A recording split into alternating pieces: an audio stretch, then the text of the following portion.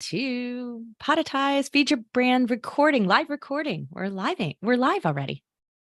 We are live. Here we are. So I'm excited to talk about ads because this is just so much fun, Tom. We never get to talk about this enough because not everyone takes ads on their podcast, but we talk about ads and we really mean promos. So let's make sure that we really emphasize that as we go and record our show today.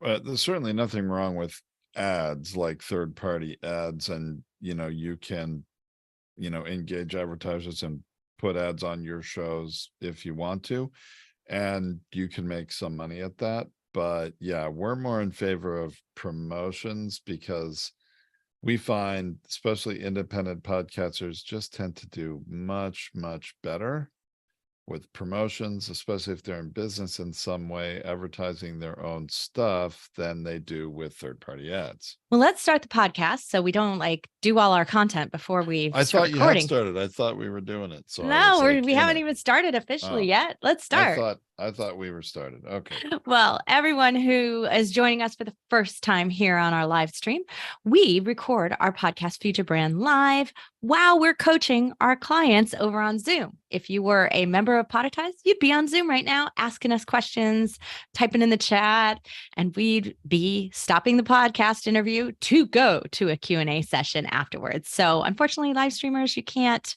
do that with us, but you can hear how we record live and get a sense for what live recording of a podcast might sound and look like. Sounds good, Tracy. You ready? Yep, let's get started. All right.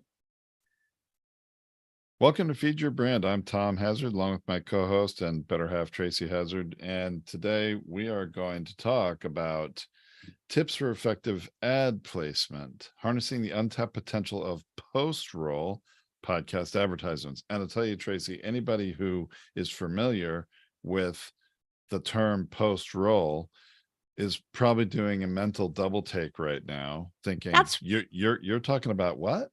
That's why I put it in the title here. That's why we did this, because we could have just teased you and said tips for effective ad placement, the ad spot you never thought about, or, we could have come up with a title like that. We didn't, because we wanted to put post-roll out there for you to think about. And that really is the key here. So what we've done is have at our Advertise, our company, we have an ad mixing system. And we really think of it like a promo mixing system, because we want our clients, our business to business clients, our business to consumer clients, to use it like that, to use it to bring relevant promotions, ad, JV, affiliations, whatever it is that you might be doing. It could be outside advertisers, so third-party ads, as we call it, but doing something that's in a very specific resource to your listeners that you might be creating a promotion or ad for. And so when we look at that, when we say ads here, we want you to think promotions and ads. And sometimes we'll split back and forth and call them promos. But what we're saying is that there is a very, very high conversion rate to post-roll ads for psychological reasons that you may not have considered here. And that's what we want to talk about today, that these are some of the most underutilized and underestimated and underfunded, underpaid, right? Like undervalued. Undervalued. Really. Yeah, thank you. That's a better word. Undervalued ad spots. You should charge more for a post-roll ad spot. That's our opinion and our view, because the conversion rate is higher. That's what we found from doing that. Now let's talk about ad spots, Tom. Why don't you just talk about the different positionings? Because some people may not even be familiar with what does the term post-roll mean. And I want to be careful here, because we're not talking about the streaming services that stuff ads on the front and back. Those are not pre-roll and post-roll by real definitions that we're using here. Well, so here's the issue, and like many different terms in the podcasting ecosystem or industry, different terms mean different things to different people. The most common one you probably heard us talk about on this podcast, if you're a longtime listener, is sometimes somebody will refer to their show and they mean their episode that just published, but their show to other people is the whole podcast and all the episodes. And, or they refer to their podcast and they mean, oh, did you hear my latest podcast? And they're talking about their episode and not just the show as a whole. So terms mean different things to different people. And of course, this gets even more confusing and is very true about ad placement, places where you might put ads. So this is ad term placement according to Advertise, Feed Your Brand, and Tom and Tracy. Okay, so but generically it is true. Pre-roll ads typically tend to mean somewhere very early in the episode. Now, some systems will mean, oh, that's at the very beginning. It's the first thing you hear before the episode even starts. We don't agree with that. To us, a pre-roll ad, something that occurs pretty early, maybe within the first 5 minutes or so, but there's no absolute or right after the rule. intro. Or right after the intro. True, Tracy, yes. But there's no absolute rule as to when that is. And in fact, in the Advertise system for placing ads or marking ad spots, you are allowed to define where a pre-roll ad is on your own. And there's some good reasons why you may want to define certain ad spots as pre-roll as opposed to mid-roll or post-roll ads, because then you can decide what kind of ads go in those locations in general. But pre-roll, or you can decide the value of those ads differently as well. That's so you true. can sell And them for different rates. You can sell them at different rates, and even large ad houses that are selling high volume ads will seek out to buy only pre-roll ads or only mid-roll ads or whatever it ends up being. So pre-roll generally earlier in the episode. Mid-roll really generally means anywhere from after pre-roll.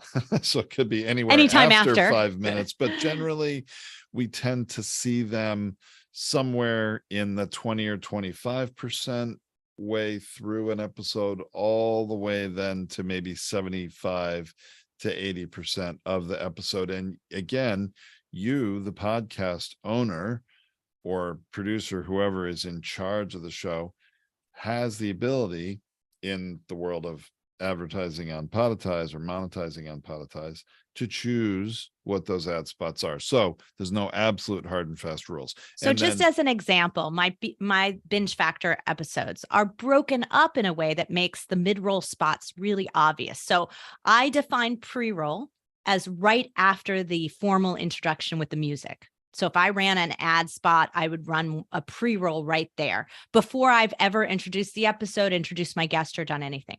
Then I do an introduction of my guest, and there's a natural break before I go to the interview where I throw to the interview. I consider that my mid-roll one, my spot one for my mid-roll. Then I do the interview and I have another mid-roll spot marking for it right before I go to my closing thoughts about what I learned from this guest. And so I have another mid-roll spot there. Then right after my closing thoughts, I have my post-roll spot before my outro runs. So that's my formal. So I can fit 4 ads into what is about a 45-minute show. And it doesn't seem overcrowded. It seems at natural breaks. So these are some things that you want to think about. But that post-roll spot is really key. And I think of it both as my mid-roll 2, which is pretty close to the end. It's like 5 to 10 minutes from the end. My mid-roll 2 and my post-roll as my most valuable ad spots. And the reason for this is what we want to talk about today. Well, that's what we really want to get to, right? We do, but so pre-roll, mid-roll, post-roll, you could define them how you want. Other people define them different ways, but just so you understand generally where they are, and that right. That and so thinking about it, it's like in the last 10 to 20% of your show, if you're running an ad spot, this is where the conversions are going to happen. And I know this. The prevailing attitude from a lot of coaches out there hawking podcast launch programs and all kinds of podcast coaching services is that you should make your offer right up front. And the reason is because they think you're never going to get any listeners who are going to listen all the way through. And they want to make sure that you slam them in the face with an ad, with a promotion, with an offer, and that's all that they hear because they don't believe you have great content. They don't believe you're gonna follow through. So they think you got to just push it out there as fast as possible. And that is not what we found happens. When you have really great bingeable content and people are listening again and again and again, they want to get into your content quickly. And they're frustrated by the bombardment of ads at the beginning. So that you're disrupting their process for choosing you. And that creates a sense of dissatisfaction with your show. That's not a good thing. They chose to come and listen to you. And what do? You sell them in minute one. That's Right. part of the mindset problem right there. Right. And, there are many advertisers that will say, hey, I don't want to pay for any ads unless it's the first thing people hear, because I want to make sure they hear my ad. I don't care about anything else in your show. That's really their attitude. And in fact, Spotify's entire monetization system of ads is built around that whole concept. In fact, their stats are built around that whole concept because they really don't care if you get past a minute of listening. Once you get, they don't measure getting past 60 seconds because all they measure is that you got the ad. That's right.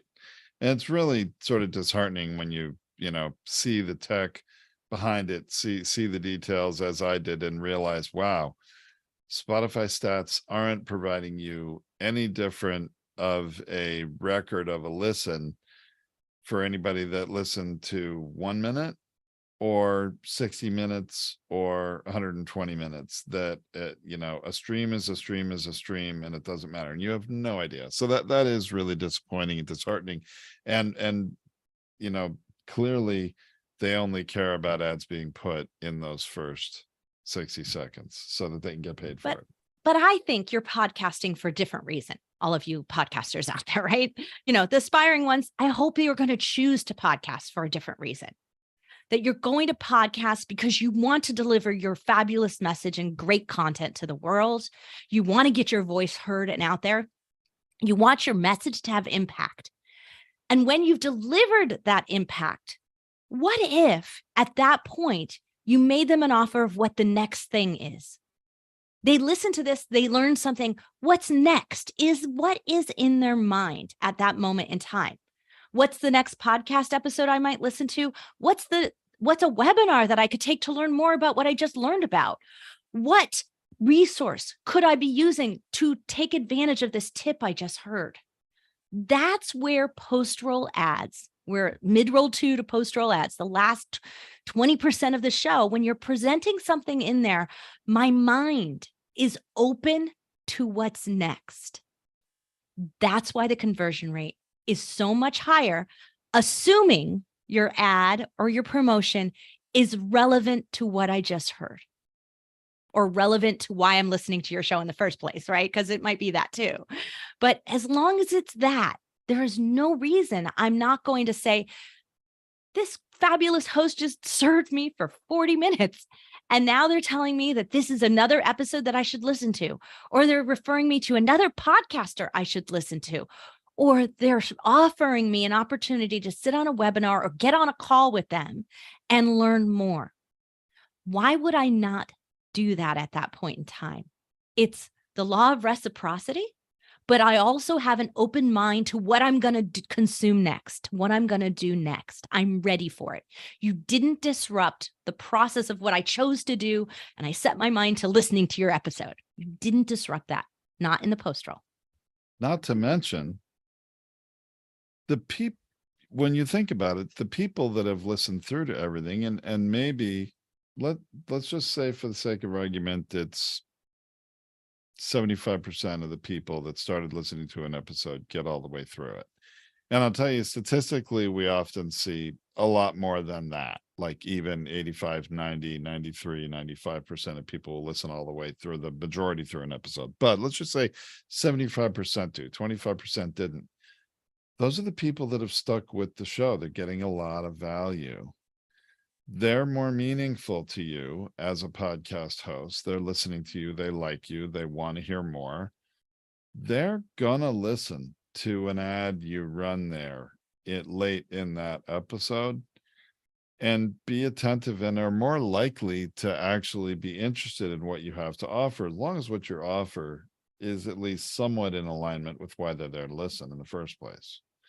And so it came to me as a question, Tom, recently from someone that I was interviewing on the Binge Factor was asking me this question, that won't they just stop listening to the episode if you run it right before you're out, if you run it at the end, right?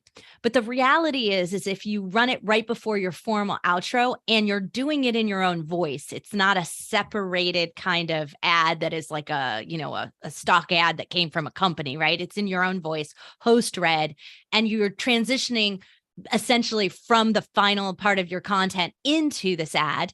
They haven't clicked move on. They haven't done forward. They're stopping. They're still listening. So as long as it hasn't transitioned into the outro itself, then you're in a good place.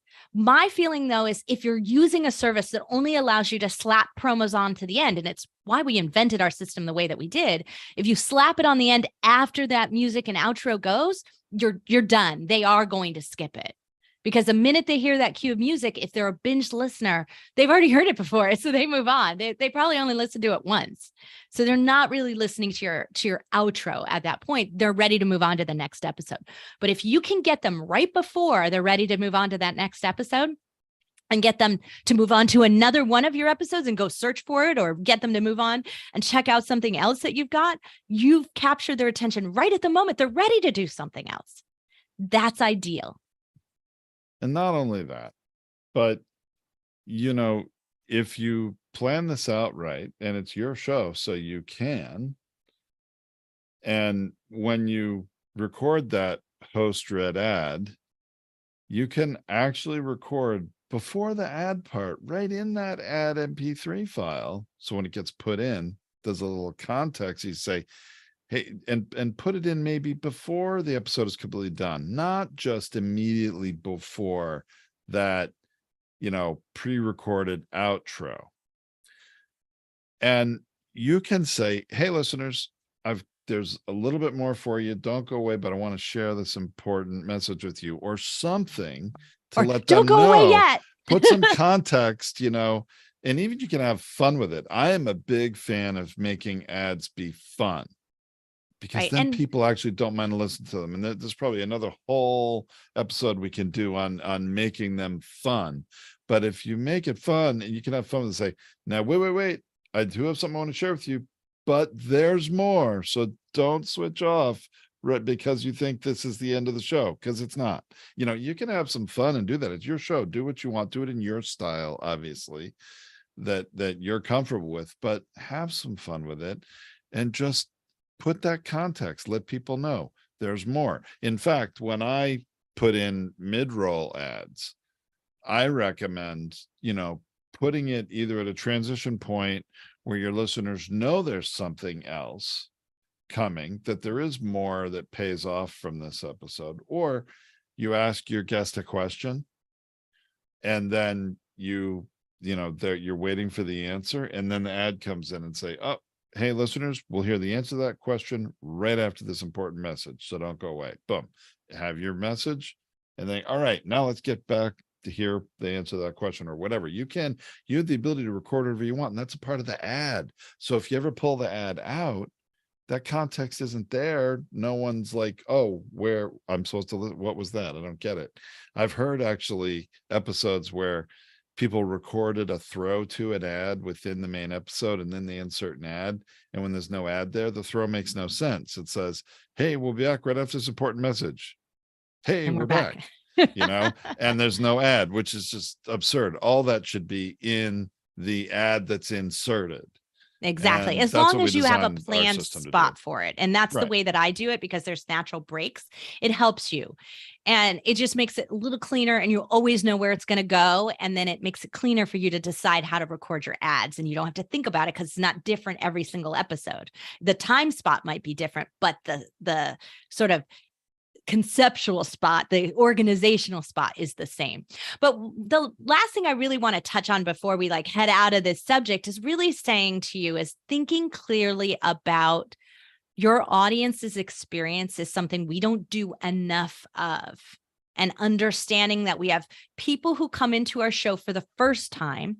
What is their experience of it? And if their experience of it is that you're all about the ads, it says to me that your podcast is a vehicle for advertisements, and I am being pushed to consume, not served.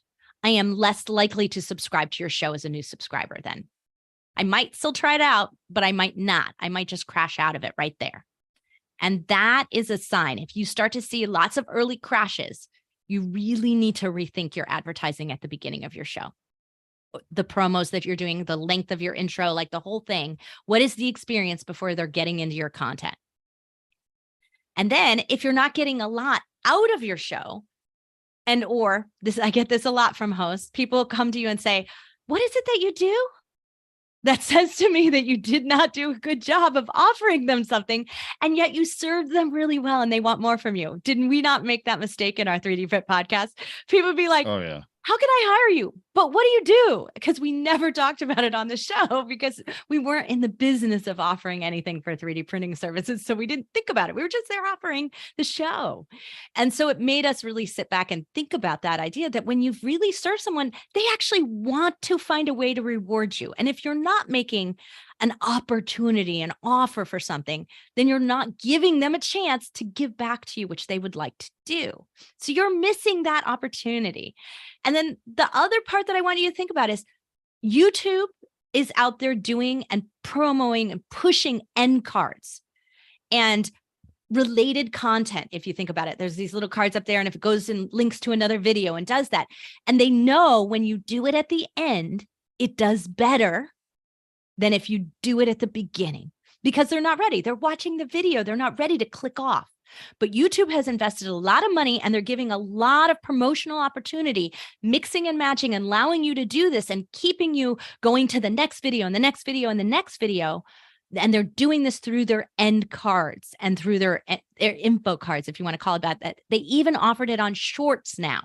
That's how valuable that ending opportunity, that ending offer is. If YouTube is doing this, this is powerful. It is really powerful. And when you think about it, it makes perfect sense. I mean, a typical advertiser is not interested in the post roll at all. It's a big missed opportunity. And in many ways, honestly, I think it should be a position that they pay more for rather than the pre-roll. Because honestly, if you think about it, early in the episode, you got your pre-recorded intro, which everybody is used to hearing, and they're not really that attentive and listening yet, right? And so you throw a pre-roll ad either before that or right after that. Sure, people are going to hear it, but are they really listening? So I do this all the time. You're so right about that, Tom, because I'll turn on a podcast, and while I'm doing my hair and makeup in the morning. I see you do that. You see me do it. Daily, I do it pretty much. I do it all the time. And I turn on a podcast and I turn it on and I put it on my vanity, and then I walk over to the sink while the intro's playing and brush my teeth. And then I'll come back by the time the content starts. And I bet you wouldn't even notice, Tracy, the difference in that moment between the pre-recorded intro and an ad that isn't the actual host welcoming you to the show and doing your thing. To you, it's all kind of, background white noise waiting for the real thing to start, right? Exactly it is. I'm not bothering to fast forward. I'm not being active. I'm just doing something else that's distracting me at that moment in time because I can. And then by the time I'm sitting down doing my hair, I am totally listening to it. By the way, I'm not blow drying my hair while I'm listening to podcasts. It's usually just flat ironing or something. Yeah. So, but anyway, this is such a valuable position. This is the position you want to reserve for yourself, for your partners, for someone that you really believe in their product or their service, for the nonprofits you can get behind, for the resources people love and it's going to serve your community. Save that post roll for the thing that you can make most valuable for your audience and for the person who's doing the promo, or the advertisement, and hopefully you, right, in that process. So think this thing through. And if you have a service that is putting stuff on the very front and back, I hope that you're making a lot of money, because if you're not, this is destroying your audience. This is destroying the listening experience for you, and it is not serving you. It is making them a lot of money and making you a fraction of that. Well, and it's even, the reality is it's even, well, it's the reason why advertisers in a programmatic advertising sense, which is really what the vast majority of those are. If you hear the word programmatic ads, Run the other way. Just understand that means the cheap seats. It really does. It's not where it's quantity over money, quality. Yeah, it's not where the real money in podcasting is made. I'm having a flashback to Spaceballs with the merchandising, where the real money of the movie is made, right? So it's not in the programmatic ads. There's a lot more value for your advertisers, for your listeners. And honestly, if it's my own show, I set the price for my show. And I'll say, hey, advertiser, you want that cultural spot? That's the most coveted spot. And it doesn't matter that only 75% of the plays are going to hear it. Those are the people that are actually going to take action, and you need to pay more for that spot. That's honestly, that's how I do it. And if you set it up right and you show them the stats, you say, hey, look at my Apple podcast analytics, which is admittedly beta, but you can print it out and show it to somebody and say, look, people are listening through 92% of all of my episodes. So we have that post-roll ad before 92%. They're all going to hear it. And they've gotten such value during the episode. Guess what? They're there, they're listening, they're paying attention, much more so than they are in that first few minutes of the show. And I guarantee you, if you've got 92%, you really have the majority of people doing 100%, and you have like this random few who started an episode and never finished it. You're probably getting 100% listen through. Yeah. They're probably more 100% of who your real listeners are. I would agree with that, Tracy. The percentage comes down because you got people who listen to the first couple minutes and stop listening, and that throws the average off, right? But it wasn't for them, and so they're not listening. Fine. I'd rather you have, a couple hundred raving fans getting value from every episode, every word you say, than have 10,000 casual listeners who are never going to, really understand, get value, or take action on anything you recommend. Now, there's a nice middle in there too. And a lot of podcasters achieve that, but again, better to start small and grow steadily, provide value, get value back in a meaningful way. And that's really what we're talking about here with these kind of ads, if they're for your own stuff, but can easily be for third-party sponsors too. It's just maybe more of a flat fee arrangement for a campaign that's 60 days long, or, and it's not tied to the number of listens potentially, but that's up to you. And not every ad service works that way. There are definitely pros and cons and different options, but today's message is just about the value proposition of the post-roll ad. That's the big thing. And it is all too misunderstood and undervalued everywhere. So yes. Think that through as you decide when you might make your offer of opportunity. Even if you're just doing it in a call to action, then you're doing it amid the regular show and you're not even using an ad spot. Save it for the last 20% of the show. Make your offers then. Make your calls to action then. Suggest your opportunities for resources and webinars and other things in the last 20% of your show, and you're gonna raise your conversion rate. I know it. Our numbers everywhere show it. There is nothing about that is fuzzy math here. This is definitively the best spot to be making an offer. All right. Well, thank you so much for listening, everybody. Hope you got some great value. We've got a lot of other episodes and more information to anything we talked about this episode in the blog post at Advertise.com. So check that out. Yeah. And if you want to follow up this episode with another great episode, I'm going to make you that offer right now to show you how this works. And I'm doing it within rather than in an ad spot. But the next best podcast episode in Feed Your Brand that you can go to is how podcast advertising creates effective ads and promotions that bring results. That video that podcast episode that we did will give you some framework on advertising and some of the ways to get better results from what you're doing in that promo advertising world. So that's my suggestion for the next episode you should listen to. And you can search that up anywhere in your listening app. You can search it on Google and it'll show up, the blog post for the episode. And on our website, in our blogs, we have a search that it works, goes through all our episodes too. And if you're watching this on YouTube, it'll be on the end card, but it'll also be up in the corner on the info card as well. And I'm not really sure. I'm going to point to both corners because I have no idea if I'm pointing to the right corner because you never know if it's mirrored what is happening with it. Can we put something in both corners?